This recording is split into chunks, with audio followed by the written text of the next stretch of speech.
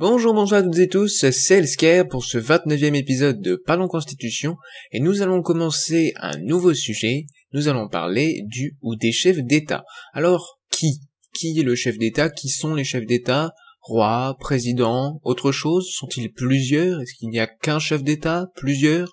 On va voir ça tout de suite, c'est parti.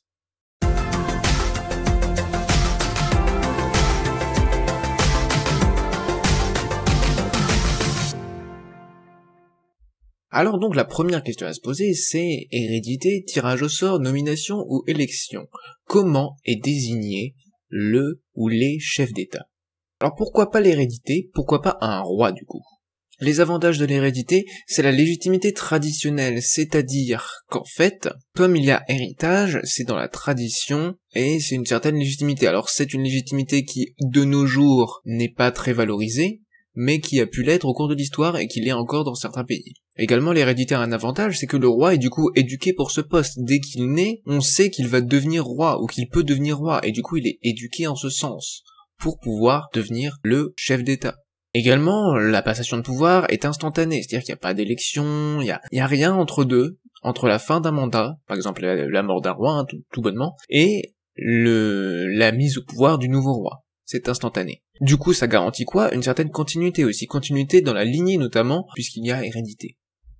Par contre, évidemment, les inconvénients, c'est déjà pour le roi lui-même, enfin les rois ou les reines, leurs destins sont contraints. En effet, ils n'ont pas le choix. S'ils veulent devenir notaire, docteur, maçon ou quoi que ce soit d'autre, ils n'ont pas le choix, ils doivent devenir rois. Déjà, c'est pas très sympa pour eux. Aussi, il y a un faible consentement, en tout cas de nos jours, il y a un faible consentement. Pourquoi ce serait à eux d'avoir le pouvoir d'être chef d'État? Il n'y a pas consentement de la population.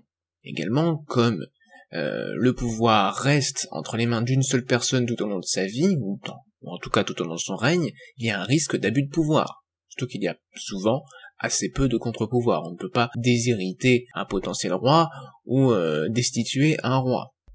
Alors ensuite, pourquoi pas le tirage au sort? Alors le tirage au sort, lui aussi, a des avantages et des inconvénients. Les avantages du tirage au sort, bien sûr, ici les avantages et les inconvénients, je le précise quand même, c'est par rapport à ce poste, à ce rôle de chef d'État. Les avantages du tirage au sort sont que ça réduit les risques de corruption, de favoritisme, de clientélisme, parce que en effet, il n'y a pas de choix par quelqu'un, que ce soit par l'élection ou la nomination, et il y a moins de chances de corruption, en tout cas lors du tirage au sort, pas forcément après, que lorsqu'il y a nomination de quelqu'un ou lorsqu'il y a élection. Ce qui fait qu'il n'est plus indépendant, le tirage au sort garantit l'indépendance du chef d'État, et c'est également plus démocratique, en tout cas c'est une question, est-ce que c'est réellement plus démocratique ou pas? Dans la Grèce antique, à Athènes, comme on l'a presque tous vu en histoire, le tirage au sort était utilisé pour nommer à certains postes importants. Les inconvénients du tirage au sort, qui ne sont pas n'importe lesquels, qui ne sont pas des moindres, l'absence de consentement. En effet, il n'y a personne qui a choisi que ce serait tel homme ou femme qui soit chef d'État, personne ne l'a désigné, c'est le pur fruit du hasard. Il y a du coup un manque de confiance, puisque déjà, on ne sait pas qui c'est, cette personne a été choisie par le hasard, il n'y a pas de confiance de la part de la population, ou de la part des autres acteurs politiques, ou non politiques. Il n'y a pas non plus de compétences. C'est-à-dire que la personne est tirée au sort, mais pas en fonction de sa compétence pour exercer le poste. Peut-être que par chance, on aura une personne compétente, mais c'est aussi possible que non. Et également, il y a un manque de responsabilité. Puisque la personne a été désignée par le tirage au sort et pas par quelqu'un d'autre, elle n'est pas responsable envers qui que ce soit. C'est normalement, bien sûr, devant le peuple ou la nation, mais moins directement. Pourquoi pas la nomination? Alors, la nomination, elle aussi a des avantages, la rapidité, c'est moins rapide que l'hérédité, mais c'est rapide, et il y a une collision entre les pouvoirs, car les pouvoirs, les personnes qui vont nommer le chef d'État, ou qui vont nommer les chefs d'État, le feront en fonction de leurs propres opinions politiques, ce qui va garantir une certaine cohésion entre les pouvoirs. Également, l'autre avantage, c'est que la personne est normalement compétente pour exercer le poste. Ça lui donne une certaine légitimité technocratique. Par contre, ça a des inconvénients, il y a peu d'indépendance, en effet, la personne nommée va être dépendante, responsable, va devoir rendre des comptes à la personne qui l'a nommée. Il y a donc un faible consentement, qui n'est pas nul, mais un faible consentement de la part de la population à cette nomination. Il y a un risque également de favoritisme, c'est normal, c'est le propre de la nomination. Et pourquoi pas l'élection? Alors, l'élection, ça a des avantages et des inconvénients encore une fois. Les avantages de l'élection, c'est que c'est démocratique ou aristocratique, c'est que ça permet une sélection du meilleur, les personnes qui vont voter vont sélectionner en fonction de la compétence notamment, mais pas que, la confiance, l'image, d'autres choses, mais normalement c'est censé être pour sélectionner le meilleur parmi l'ensemble des candidats. Il y a également une responsabilité envers les personnes qui élisent. La personne élue est responsable devant ses électeurs, devant le peuple, si c'est l'ensemble du peuple qui vote bien sûr. Par contre, il y a des inconvénients. C'est long, c'est coûteux. Faire une élection, il faut l'organiser plusieurs semaines, plusieurs mois à l'avance. C'est également clivant puisque les positions, les opinions politiques vont s'affronter lors de l'élection, lors de débats, ce qui peut désunir le peuple, la nation, puisqu'il va y avoir confrontation et opposition, et donc création de clans. Il y a également des risques de populisme, c'est-à-dire que des candidats vont jouer sur des positions populaires au sein de la population pour se faire élire. Ils vont jouer sur des opinions populaires et flatter le peuple pour se faire élire. Et il y a également un risque d'influence extérieure, ce qui est le cas surtout aujourd'hui avec l'influence d'États extérieurs ou d'autres entités sur les élections via les réseaux sociaux. Ça c'est quand même un inconvénient qui n'est pas négligeable. Alors que choisir? Pour moi, il faut choisir l'élection. Alors pourquoi? Les quatre semblaient intéressants. Pourquoi l'élection? Tout simplement car on a besoin de compétences. Du coup, si on a besoin de compétences, on ne va pas choisir le tirage au sort. On a besoin de compétences, d'expertise, d'expérience. On peut choisir du coup là, soit l'héritage, par hérédité, puisque la personne, le futur roi ou la future reine, va être éduquée pour le poste. Ou alors la nomination, puisqu'on peut supposer que les personnes qui font nommer vont faire attention à choisir quelqu'un de compétent, d'expert ou qui a de l'expérience pour exercer les rôles adossés au poste de chef d'État. L'élection aussi suppose un choix du meilleur selon notamment la compétence, l'expertise et l'expérience. Donc pas de tirage au sort si on a besoin de compétences. Également on a besoin d'un minimum d'indépendance.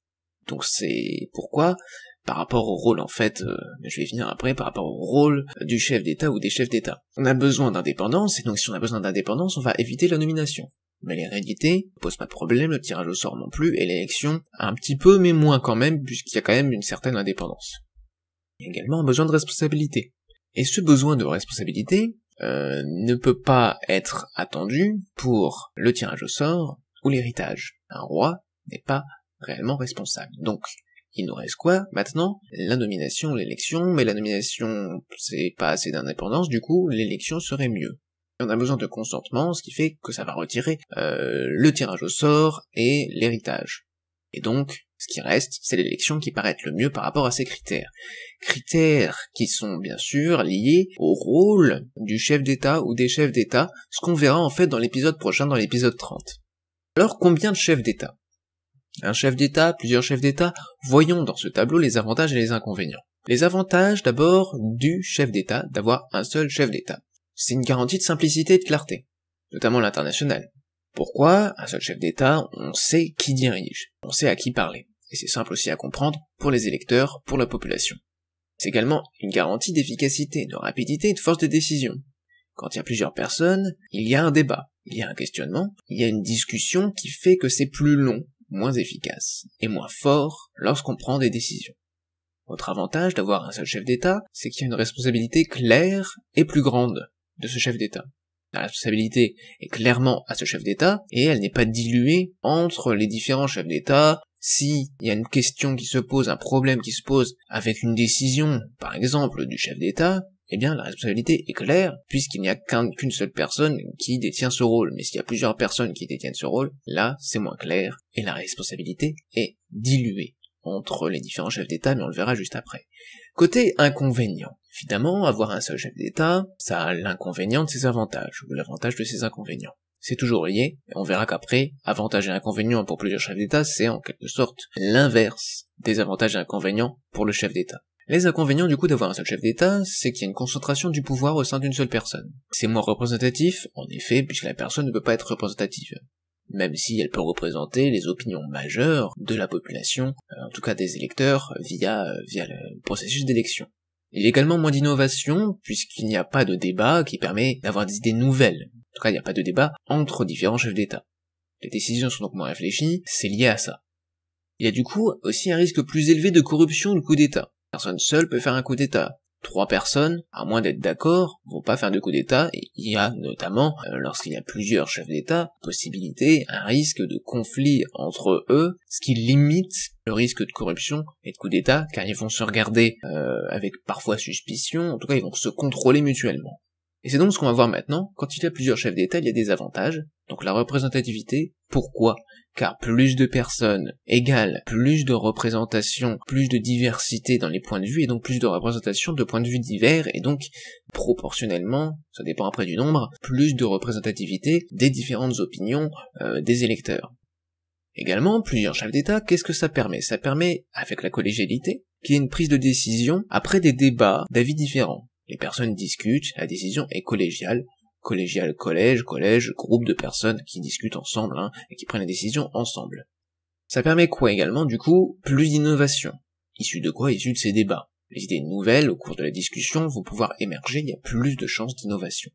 Également, s'il y a plusieurs chefs d'État, il y a une meilleure stabilité des institutions. Pourquoi ? Car si un chef d'État est empêché, ou pire, décède, il en restera toujours 2, si on imagine qu'il y a 3 chefs d'État, ou 4 ou 5, peu importe, mais il restera toujours les autres chefs d'État.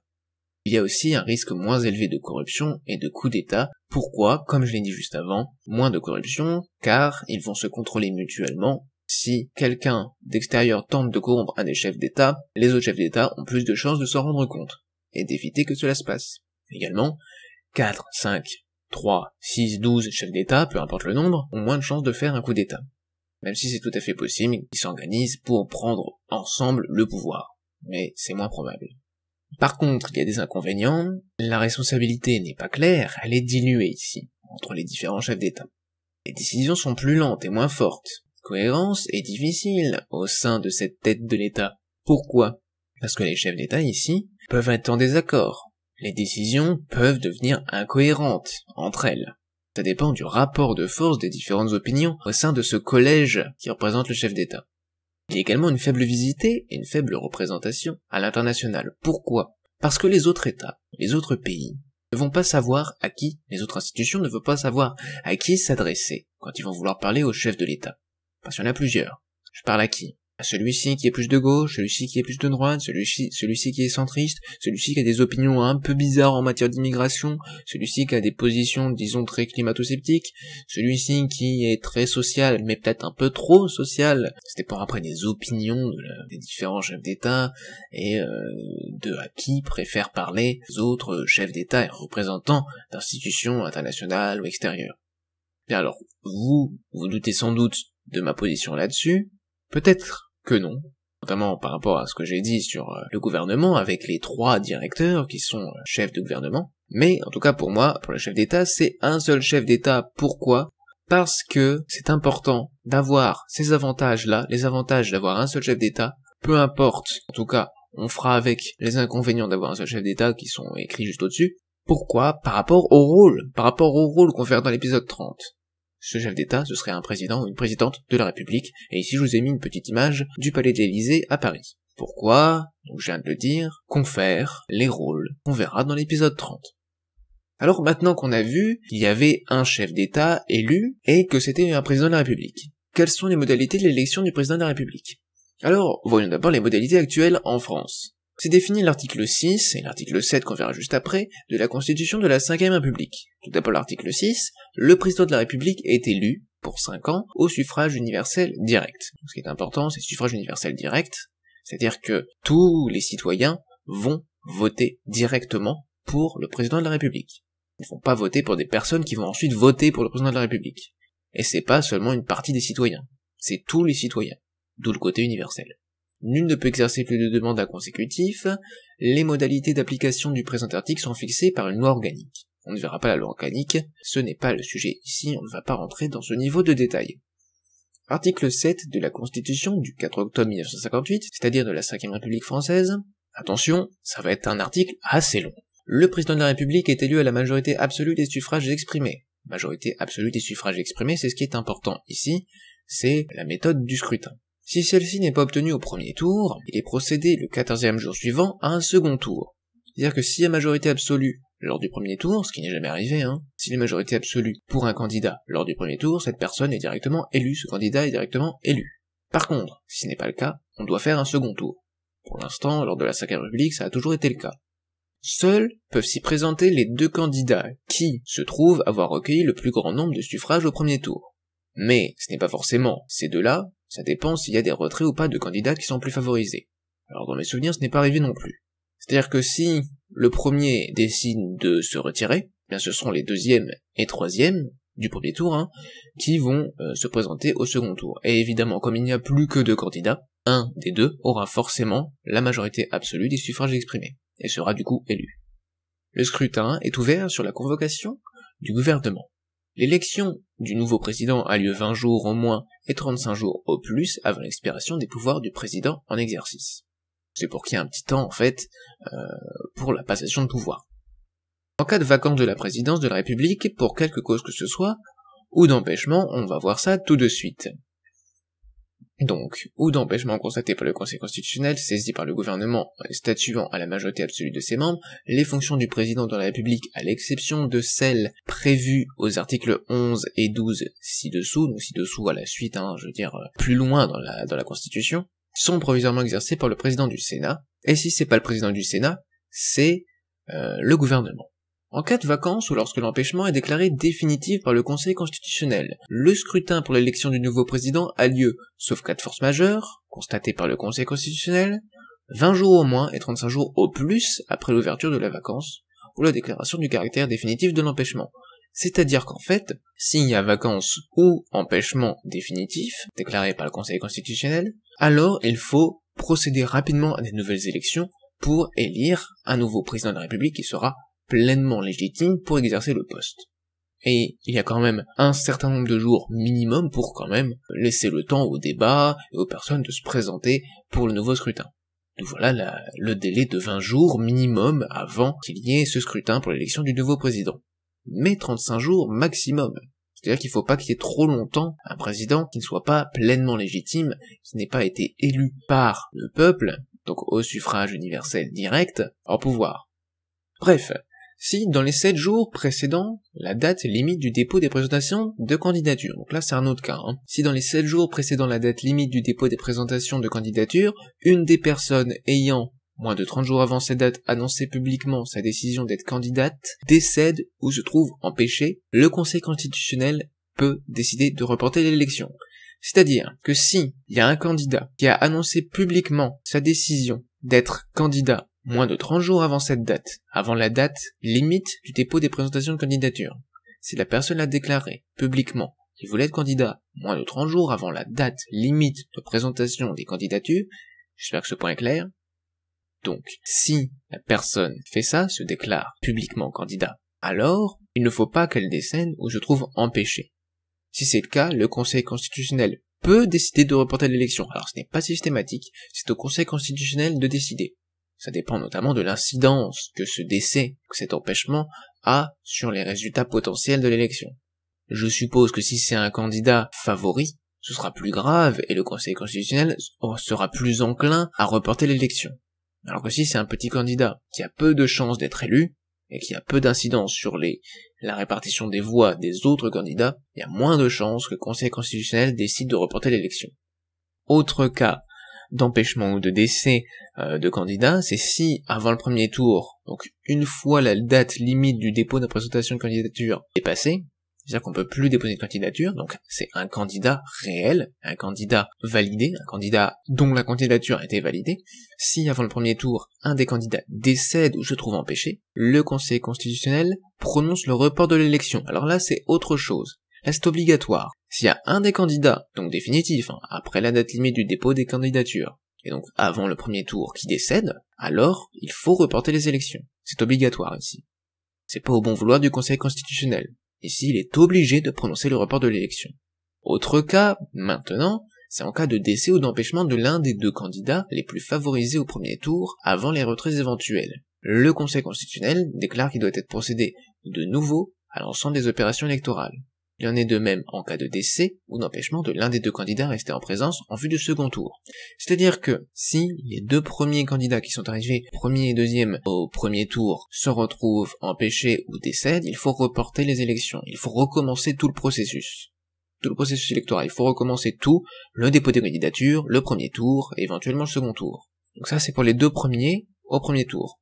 Mais s'il y en a un ou deux qui décident de se retirer, cette condition qu'il n'y ait pas de décès ou d'empêchement des candidats s'applique aux deux nouvelles personnes qui vont être là pour le second tour.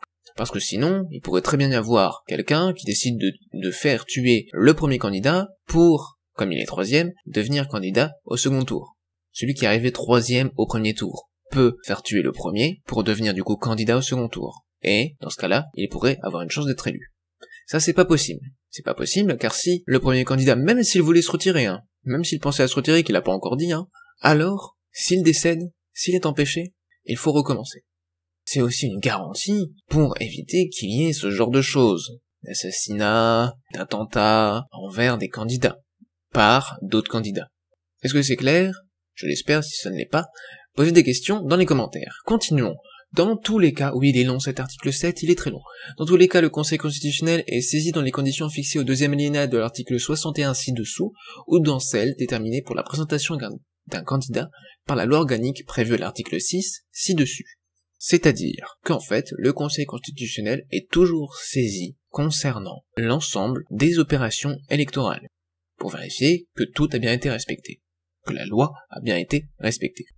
Le Conseil constitutionnel peut proroger les délais prévus au 3e et 5e alinéa sans que le scrutin puisse avoir lieu plus de 35 jours après la date de la décision du Conseil constitutionnel, si l'application des dispositions du présent alinéa a eu pour effet de reporter l'élection à une date postérieure à l'expiration des pouvoirs du président en exercice, celui-ci demeure en fonction jusqu'à la proclamation de son successeur.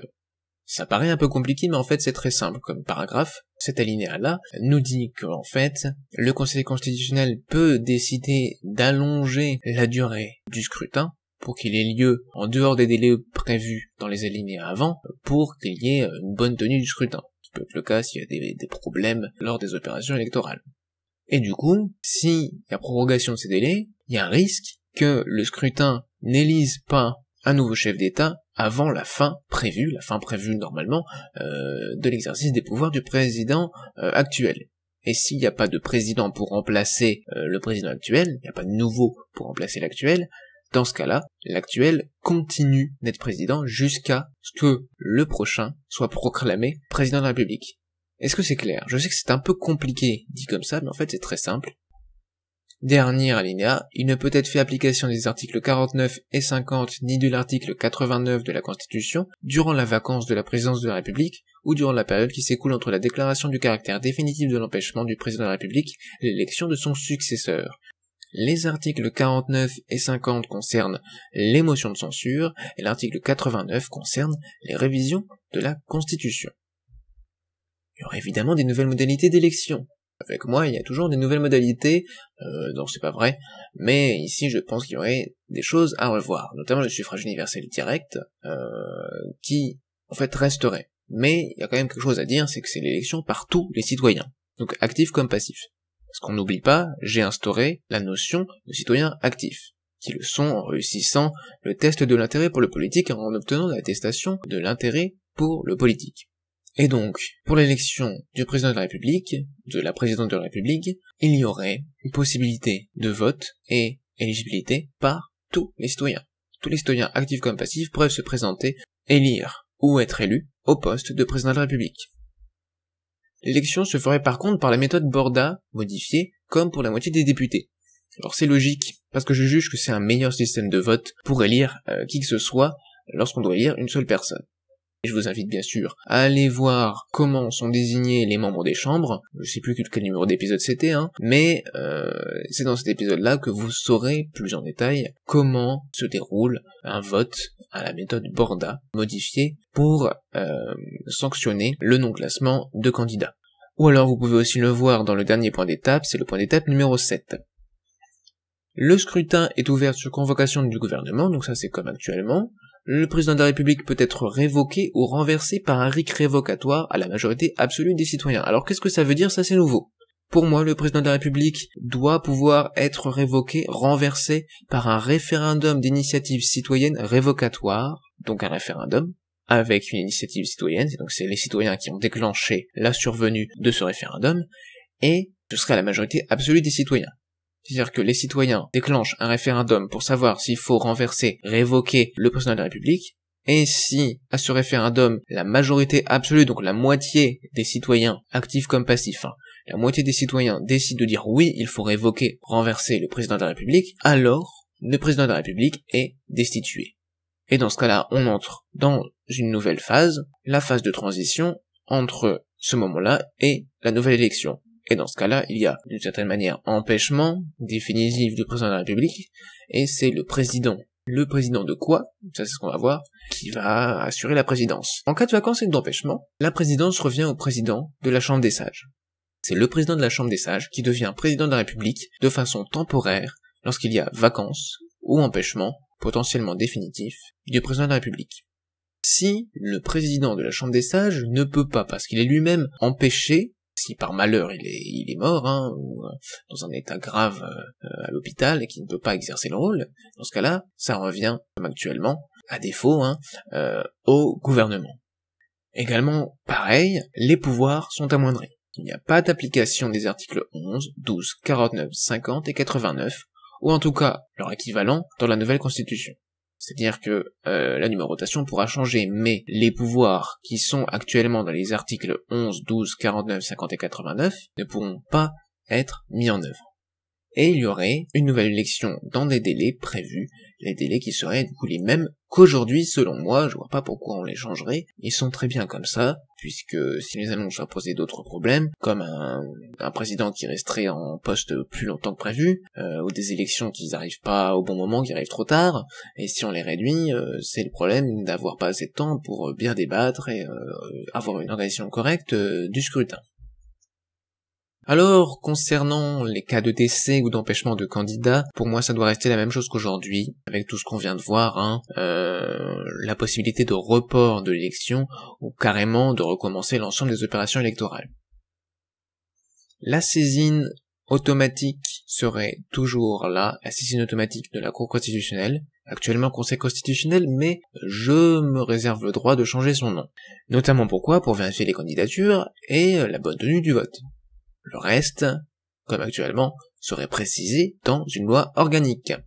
Nous avons vu tout ce qu'il fallait voir concernant le chef d'État, qui, un roi, un président, autre. Eh bien, on a répondu que ça devait être un président de la République, et un seul. Pourquoi? Car l'hérédité, le tirage au sort, la nomination, l'élection, ce qui avait de mieux là-dedans, c'était l'élection, car on a besoin de compétences, d'indépendance, de responsabilité et de consentement, CF les rôles qu'on va voir juste après, dans l'épisode 30, Combien de chefs d'État? Un seul, un président ou une présidente de la République, confère les rôles du président de la République dans l'épisode 30 toujours, pour plus de justification de ces choix-là. Les nouvelles modalités d'élection concernent surtout le suffrage universel direct qui perdure, mais il faut préciser que l'élection est par tous les citoyens, actifs comme passifs.